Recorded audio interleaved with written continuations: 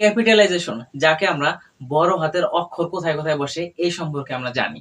এই বড় হাতের অক্ষর দুটি জায়গায় বসতে পারে। Number one, I. আইকে পৃথিবীর সাবজেক্টের কিং বলা হয়। কি বলা হয়? সাবজেক্টের কিং। কেন?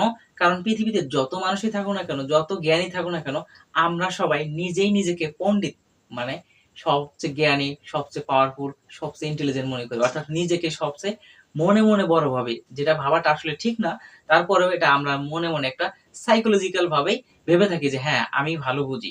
এই যে আমরা নিজেই নিজেকে যে বড় মনে করি, এই জন্য আমাদের যে সাবজেক্ট রয়েছে আই, এই আই সাবজেক্টটাকে সাবজেক্টের কিং বলা হয়। আর এই কিং শুরুতে বসুক, মাঝে বসুক অথবা শেষে বসুক, সর্বদাই বড় হাতের অক্ষর হবে।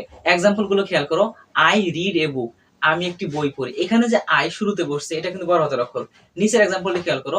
Do you know who I am, এই যে এইখানে যে আই রয়েছে, এই আইটা কিন্তু বাক্যের মাঝে বসেছে, তারপর এটা বড় হাতের অক্ষর হয়েছে। ঠিক এরকম ভাবে আই যেখানে বসুক না কেন, শুরুতে, শেষে, মাঝে, কোনো ম্যাটার করবে না, সব জায়গায় বড় হাতের অক্ষর হবে। আর নাম্বার টু, স্পেসিফিক ভাবে যদি কোনো ব্যক্তি, বস্তু অথবা স্থান, স্পেসিফিক ভাবে কি বললাম? ব্যক্তি, বস্তু অথবা স্থান, এই তিনটির যে কোনো একটির নাম থাকবে, ওই শব্দের শুরু অক্ষরটা বড় হাতের অক্ষরে লিখবো। যেমন আমি যদি কোনো ব্যক্তির কথা বলি রনি, ওই রনি দ্বারা ওই নির্দিষ্ট ব্যক্তিকে বোঝানো হচ্ছে। একটা ক্লাসের মধ্যে 10 জন স্টুডেন্ট রয়েছে, তার মধ্যে রনি রয়েছে, ওই রনির নাম ধরে ডাকা হয়েছে, ও হলো নির্দিষ্ট ব্যক্তি। এরকম ভাবে যখন নির্দিষ্ট করে কোনো ব্যক্তির কথা বলা হবে, তখন আমরা তার প্রথম অক্ষরটা বড় হাতের অক্ষরে দিব।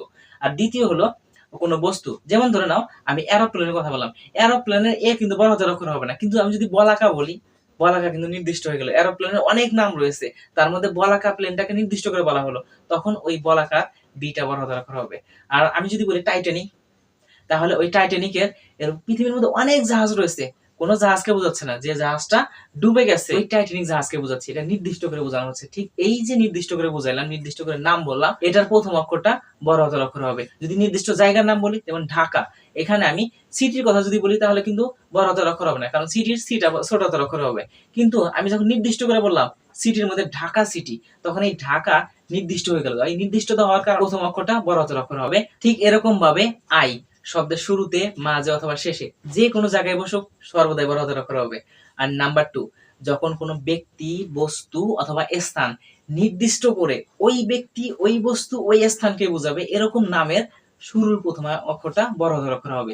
এরকম ভাবে ডিটেইলসে তোমাদের জন্য পাঞ্চুয়েশন মার্ক এবং ক্যাপিটালাইজেশনের উপর ভিডিও বানিয়ে রেখেছি। তোমরা সার্চ করো Facebook, YouTube, TikTok, punctuation mark by Kafi.